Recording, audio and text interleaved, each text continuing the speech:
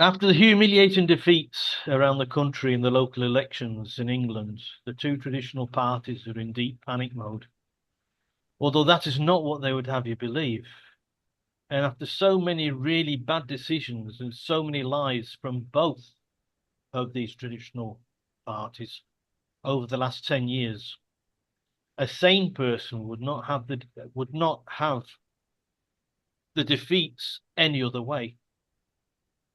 When the whole thing stops making sense, there needs to be another way, even if that means risking it with an unknown entity. Such is the desperate nature of the situation.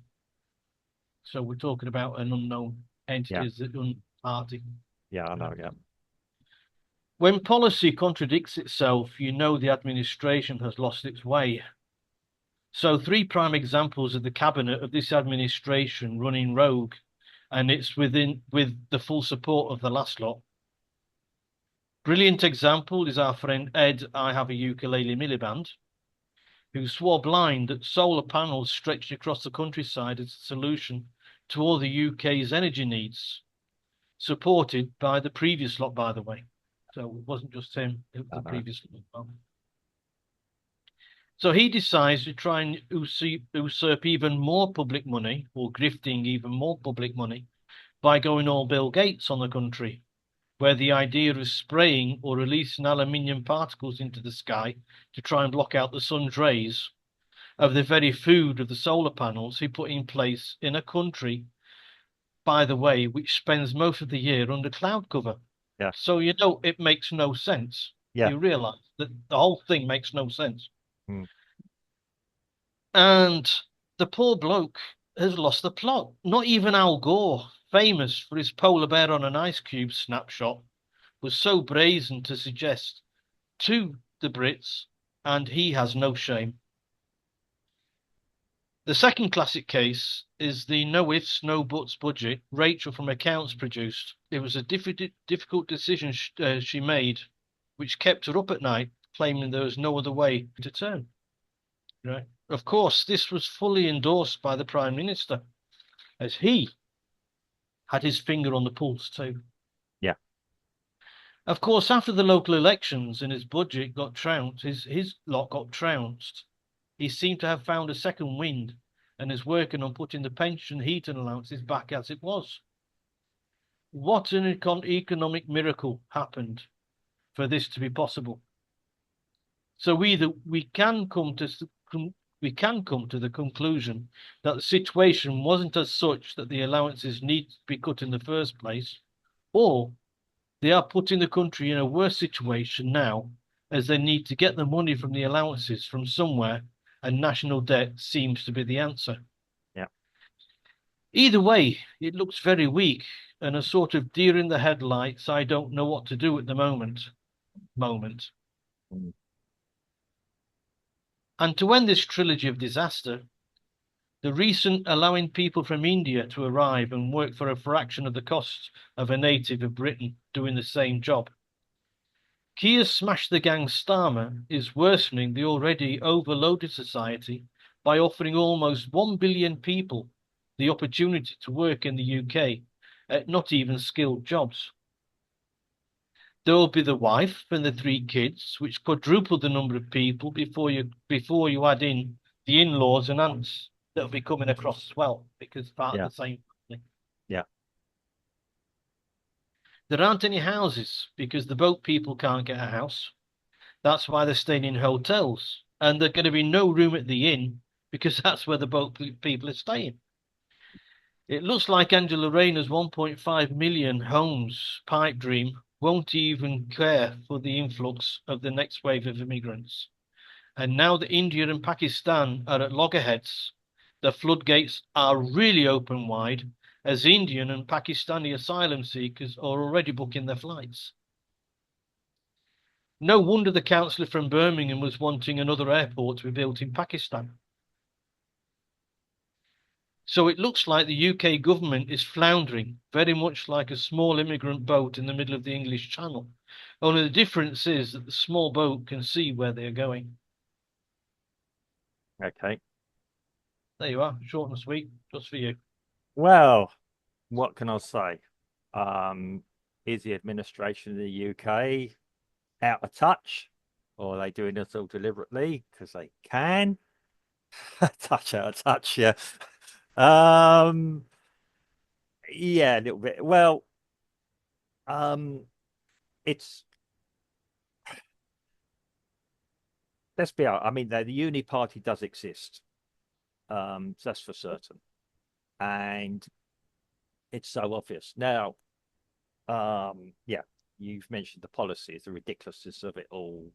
I don't know if Ed Miliband. I've never heard Ed Miliband or even his brothers say anything that's coherent or sensible. Yeah, got David and it. Yeah, David's the most successful of the two. He's the more yeah, intelligent of the two for sure. yeah, yeah. Um, Eddie just looks like a throwback for some reason. well, um, I, I mean, I listened to it. I mean, I've been joking with some of my clients here about it and told them, yeah, it wants to block out the sun and put more solar panels in to make more energy. I mean, I did catch an article this morning, and I didn't read it because you get to the point is there's something new every day that's contradicting what was said yesterday. Yeah. And then they accuse the other parties, like the third parties and the other parties, of not having a coherent plan or idea or policy, any policies. Yeah, hang on, what you guys got? But yeah, of actually using car parks spaces and putting solar panels over car park spaces. Not a bad idea. Not new. They do that. They do that here. Yeah, exactly. Well, we do have an advantage here. We have lots of hours of sun. Yeah, which makes it work. Yeah. Makes sense. UK, you're lucky to get 5 hours of sun sometimes as well. That's right. And that's before you start sprinkling reflective strips into or things into the atmosphere to reflect the sun, so you get even less. Yeah, I mean, I don't know. There's hopefully there's a bit more of a science and sensible ideas behind that. I've not seen it. I can't make any sense of it. Well, yeah, okay, yeah. Money doesn't They, talk; it swears. Yeah. Um, yeah, the whole thing is ridiculous. I mean, you just wonder they're almost too consistent to be genuine. When I say that, yeah, are they genuinely stupid and idiotic, or are they deliberately acting on us so that we almost, if you like, give in? Yeah. Um, I would suggest the latter. Given who the leader is now, I would hope that passing the bar exam in the UK is a lot more difficult than Keir Starmer would appear to be. Yeah. Either that or I've got suspicions about every single lawyer in the UK now. Yeah. Um, when you listen to them talk, yeah, there's nothing coherent, there's nothing logical. Yeah. Um, they're not even good liars. They're not even good liars. And I mean, there's the old saying, a good liar needs a good memory. Yeah. If you're going to spin a yarn, at least remember what you said yesterday. Yeah. And now you've got two options then. You can respin what you said yesterday, or you could tell the truth and said, well, on reflection, I was wrong. Yeah. Um, I mean, the biggest problem I've got, I mean, we all know, let's be perfectly honest with the grassroots problem here. The the present administration in the UK got in with roughly 30%, 60% of the people that bothered to vote. Yeah. Bothered to vote. Yeah. They don't have a mandate. They run by the rules of the game, not by, if you like, the popularity of it all. Yeah. But I don't mind. I don't mind them getting elected over 30% of the vote. Mm. They got elected because the other lot I was divided. was, Yeah. Yeah. on paper were just so inept. You know, you had Yeah. four different leaders in Mm. the space of 2 years, and you know they just seemed to be loop. And at that time, the small boats thing, Yeah. they were promising about these things about the small Yeah. boats, weren't Yeah. delivering on it, Mm. and the situation was just getting worse and worse and worse. And when you got Liz Truss, I think Liz Truss, the lettuce, that's Yeah. her, isn't it? Yeah. Yeah. Yeah. So you know, I mean that was that must have been the straw that you know. Well, like her a hater, yeah. how it appeared in the, how she was thrilled to get being able to import more cheese from from from the EU. Well, It's just not good. It's just not good television, or well, rather, it is for all well, the wrong reasons. the optics were not good. Yeah. It's a she's okay. And again, but the reason there, I mean, at the moment, yes, as you say, that was the alternative. Well, there were other alternatives. That everything is so fragmented on the other side of the aisle, as the Americans would say. Yeah. Right. Um, I mean, you've effectively got two parties, or possibly three, but two reasonably big parties now occupying the same space. Yeah. So theoretically, yeah. I mean, I'm not quite sure where the Conservatives are at the moment with anything. Yeah. I don't think they've got a bad leader, my own opinion of her. Yeah. I don't think she's going to be the one that's going to unite them. Um, there's a lots of belief from the UK that, okay, I'm going to start naming names. The third untried party you're talking about is Reform. Yeah. Um, who picked up, uh, overall picked up a fair amount of the votes. Yeah. They do have policies, and it's published on their website, despite what the Labour said in the last local elections we had last week. They've got no policies. Yes, they have. They've published them. They're on the website. Yeah, if you care to look at it. Um, um, whether or not you believe it or go with it, I mean, let's be honest. How many of us actually bother to read manifestos of all parties before we make a voting decision overall? Yeah, who's got time to sit down? Normal people. I mean, you and I possibly have. We could sit down and read these manifestos. Who really has thing? It's all about selling. Yeah. They accuse Nigel Farage of being a good salesman. Well, he absolutely is. That was his job. He sells you things. He tells things. Very few. Okay, very. They've not managed to say he's told any lies on anything, from what I can tell. I mean, he's still a politician. He's got a smoothness about him. Okay, he's an experienced politician. He knows the game. Maybe there are people in the Reform Party who are not quite as polished as him. But they express their opinion. What I do like about the Reform Party is they don't all seem to fall in together, but they're all heading the same way. Okay, they've had some teething problems. You don't know what happens behind, well, say, closed doors. It's not behind closed doors because they're having very public disagreements with each other. Yeah, which again is not good optics, but it's probably honest optics. Yeah. Um, okay, I think people are beginning to come round that maybe our traditional way of thinking, and there is a generational difference in here that I'm noticing.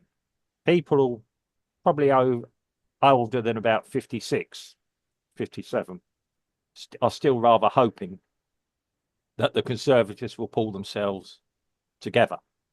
Yeah, get back into a position where they can get back and fight the good fight, as it were. Yeah. Um, they had an incredible majority recently under Johnson, yeah, which was inherited by other leaders since who couldn't seem to do anything with it. Um, But I think that's because of within and not without. yeah, it's Problems within and yeah, not without. that's what I mean. They couldn't do anything. There was a lot of struggle. Now Reform do seem to be pulling themselves together. Okay, there's some bloodletting along the way of people that publicly seem very good people. There may be reasons why they don't fit in Yeah, well, it's with a better to party. get rid of them. It's better to get rid of them now than to suffer with them. It's Yeah, I like mean, an it's like a sore, It's like an yeah, open sore. yeah. Don't let it fester. I mean, it's like any organisation, perfectly good people. To me, Nigel Farage is an experienced manager. He won't get involved in every little squabble that happens beneath him. Yeah. I don't know all the characters, obviously, in Reform. That's it. They're not necessarily big public figures. Yeah. Um, some of them might even lack a bit of charisma, but sometimes they're good engine room people. Yeah, they could keep it going over. But yeah, it's the problem we're going to have even next election with all the figures coming in. And this does worry me again. Okay, there's been some sweeping protest votes happened last week in the local elections. Yeah. There's some good things. Maybe local politics has been given back to the people. They've voted reform because they get the policies they're wanting. Yeah. Only time will tell on that one. Well, that's it. I mean, yeah, I mean, it's one thing to get elected. It's another thing. There's a whole machinery of government called the blob or whatever else you want to civil service, whatever else you want to call it, both at national and international, at the local level, sorry, that has to be reformed or looked at. I don't like using the term destroyed because you mustn't set out to destroy anything because, yeah, you've got to rebuild it then. that creates more havoc. I think that the style of politics now is very different from what it was when my parents were still alive. Yeah. In the old days, Harold Wilson sort of times, you know, each political party would state their policies and that's it. You had the choice. You went that way or you went that way. These days, it strikes me, if you watch a program like, for example, BBC Question Time, yeah, some politician receives a question, the first thing they're going to do, generally speaking, is slag off the opposition. Yeah. Without actually without actually answering the question that they were asked in the first place. Yeah. And that to me is, you know, it just doesn't. You can watch an hour-long program, a Question Time, and be none the wiser when you turn the telly off. That's absolutely true. Yeah, I mean, I don't bother watching it anymore. I used to watch it. I don't bother anymore because to me, it's being used by politicians to get their face on there, become public figures without saying, yeah, okay. They don't say anything. That's what I can say. Yeah, spoke for an hour without actually saying anything. Yeah, and you're seeing this more and more now. I remember, again, you can go on YouTube and you can find it. There were some debates that used to happen around tables in the back rooms of Westminster, where you got the likes of Enoch Powell sitting next to, I don't think it was Wilson, somebody else. Yeah, other left-wing left-wing politicians having what I would call a civilized, productive conversation. Yeah. Right. Not necessarily agreeing with each other, but stating their case, which was probably far more revealing and informative than Question Time, where questions like this, yeah, because these are people who are in positions of influencing, talking to each other and discussing, yeah, expressing their opinions, yeah. The trouble is the town hall format. It's a question. You get a 2-minute answer. Yeah. Life doesn't go in 2-minute answers sometimes. And sometimes it's good to see a debate, a mini debates that are happening with the people around and everything else. I don't know if it doesn't make great TV or it reveals too much about how politics works, or as you say, the caliber of politicians we have now just aren't up to that, doing that type of thing. I think it's the latter. Yeah. And I mean, yeah, when you look at it, I mean, I watched a couple of these. I mean, I didn't watch it all the way through because it's yesterday's news, as it were. Yesterday's news and current debates. But yeah, it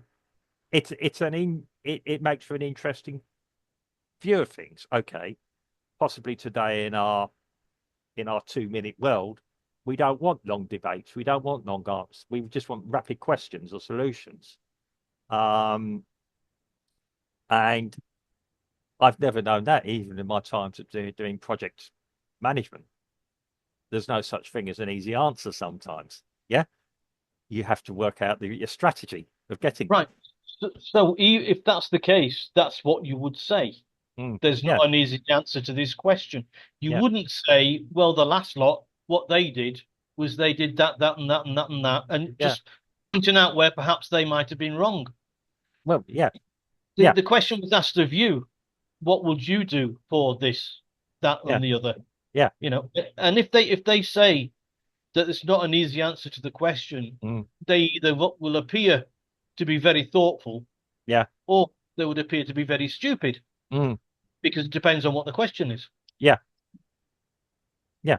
Exactly. I mean, I will admit sometimes that maybe a politician goes there and may give the wrong answer, or may give an answer they didn't mean to give. I mean, yes, they're only human as well, and I will accept that. And I can accept. I like my politicians to be upstanding people, but accept they're humans. Yeah. I don't care if they fluff a word or something like this. It doesn't show confidence. I don't mind that. I don't No, mind that. but But I I mean, don't. Yeah. if they're blatantly lying because that's what the party line is, it shouldn't be that. You would ask the question of what you think and not Yeah. But you what the also, party line is. but you also got to remember, we used to have a media that used to question both sides. Now we have a media that is effectively soft on one and hard on the other. Yeah. But that can work both ways as well, because it depends on the organization as well. Yeah. Um, I mean, there used to be some very good journalists as well. I think the standard of journalism has decreased. Yeah. Yeah, We used to have. that's another podcast because I've got a lot of thoughts about that, Yeah. I mean, of why. yeah. I mean, yeah. I mean, if you're doing it, but yeah, you don't get the Paxmans now that No. absolutely terrified the politicians, and politicians should be terrified. Not terrified. No, I'll rephrase that. They should be um, capable of answering into tough situations. We elect them to represent us, both nationally and internationally. Okay, yeah. Um, and I expect them to be capable of dealing with a situation. And let's be honest, in business, you've got to deal with crises all the time. Yeah, you belong to an old company. You're head of a um a multinational bank. Probably every morning they've got, to varying degree, something come across their desk.